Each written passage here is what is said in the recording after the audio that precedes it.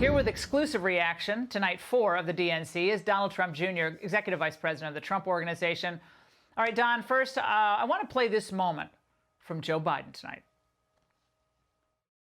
This is a life-changing election. This will determine what America is going to look like for a long, long time. Character is on the ballot. Compassion is on the ballot.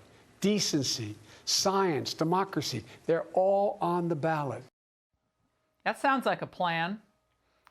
That was really the theme of the week, though. No policy, just decency overload. The meaning is that your dad doesn't have any of that decency or compassion thing. Does this work, Don? I don't think so. I think the American people expect results from their politicians. And Joe Biden has been a 50-year swamp creature. Literally, he was elected into D.C. office in his 20s. So now, half a century later, Laura, he managed to read a speech on a teleprompter. He refuses to answer questions from the American people or journalists. He's been hiding in a basement, but now he's going to also change things. I really don't think that anyone believes that. I don't think that Joe Biden's ever been inspiring in his career, and I don't think tonight was any different. But again, if he can read a speech on a teleprompter, you would think he'd be able to get in front of the American people. You'd think he'd be able to do an interview with a real journalist where they're not giving him pre-scripted answers. He's reading the answers off of a teleprompter. You'd think he'd be able to do that after half a century in Washington, D.C., but he can't. The reality is you've seen this week, they heard Jill Biden and Michelle Obama, and every day the next morning, well, maybe that person should be running for president. They're not inspired by Joe Biden, nor should they be, because he hasn't done anything to deserve inspiration through a very long and very swampy career. Yeah, my line for the last 4 days has been, it's too bad he and Obama weren't in charge for 8 years, because then they might have done all this cool stuff. I mean, but he did beat the expectations, Don. I mean, people were expecting him to flub every line and have a senior moment. And it's just as a delivery, and I don't think it was devoid of any policy other than universal masking. But he delivered a good speech, and it was, for what he was doing, very emotional stuff. Walk down memory lane and so forth. It was fairly well delivered. He also lied. He brings back, the Democrats only, their easy button, going back to the lie about Charlottesville. He talked about being tough on China. Joe, I mean, you're going to be tough on China now?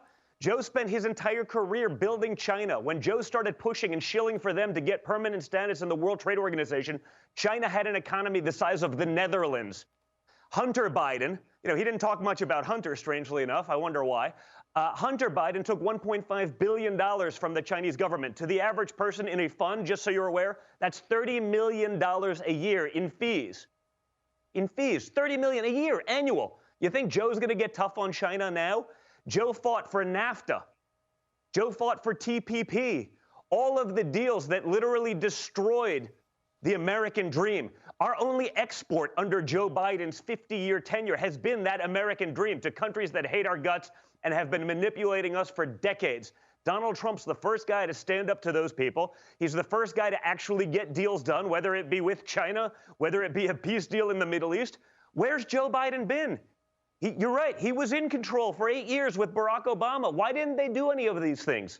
If Joe Biden knew how to fix anything, why didn't he tell Barack Obama how to do it? Why didn't they get it done? Or Barack Obama was keeping it secret to give to Joe for later use when he was running. That's what it is. Yes, it was going to be their secret. So now, after 8 years of failure, after 8 years of stagnation, now you're gonna get to listen to Michael Bloomberg, who spent $1 billion to win American Samoa.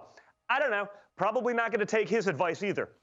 The elusive Hunter Biden, since you mentioned him, Don, he did make an appearance tonight. Take a look. I'm Hunter Biden. And I'm Ashley Biden. Joe Biden is our dad. And Beau is our brother. We want to tell you what kind of president our dad will be. He will be tough. And honest. Caring and principled. Don, do you notice how they were trading words until the end when Ashley said caring and principled? Did they not want Hunter to say that? I don't think Hunter, after hiding from spousal support, child payments, et cetera, again, not to mention the crooked Ukraine deals, the crooked Chinese politicians, the Chinese government investing $1.5 billion with him, though he was not actually an investor before. I don't think Hunter is going to talk much about character in these things. The reality is, whether it's Hunter, whether it's Joe Biden's brother, whether it's his sister, they've all spent their entire lives profiting of Joe Biden's taxpayer-funded offices. That's all they know, and that's honestly why they haven't had the decency to step in and say, Joe, you know what, maybe it's not your turn. Maybe it shouldn't be you. They should have done that during the primary, but they can't because they have nothing else. It's the epitome of the swamp, and that's what this election is going to come down to. It's going to be the swamp versus freedom in America. It's going to be socialism, as you've seen with the Bernie Sanders Joint Unity platform on Joe Biden's website. It's going to be socialism versus freedom versus the Constitution. All of those things that the Democrats don't believe so much in. You also didn't hear, because again, they brought up the hoax nonsense quote that they've manipulated and the media has carried their water with for months about Charlottesville. Notice they didn't talk at all about the crime in Democrat-run cities, burning, looting, beating people in the streets.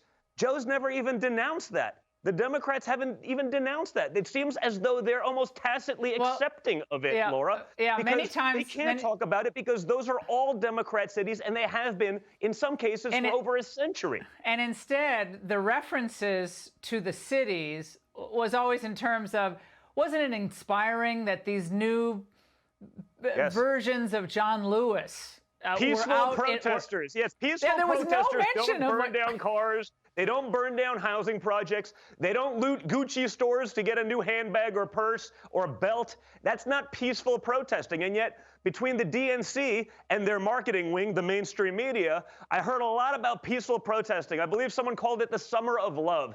Give me a break. I hope that good, God-fearing American people see through this nonsense, because that's the problem that we face. We are in an uphill battle in the sense that it is so biased, it is so flagrant. The media has just totally abdicated their responsibility to be arbiters of truth without bias, to be activists for the left, that regular people aren't consuming that sort of news. I mean, Joe Biden, he's going to get tough on China. I mean, it's laughable. It's beyond laughable. The China question alone. He should be able to do an interview with someone like yourself or someone who's not going to spoon feed him questions that he already has the answer to, that he's miraculously reading off of a teleprompter. You think they would do that, but I don't think they will, and no one's going to push for it. Don, and yes or no answer, do you think he is going to debate your dad, yes or no? I think he'll try to get out of it however he can. Okay. Don, great to see you tonight. Thanks so much.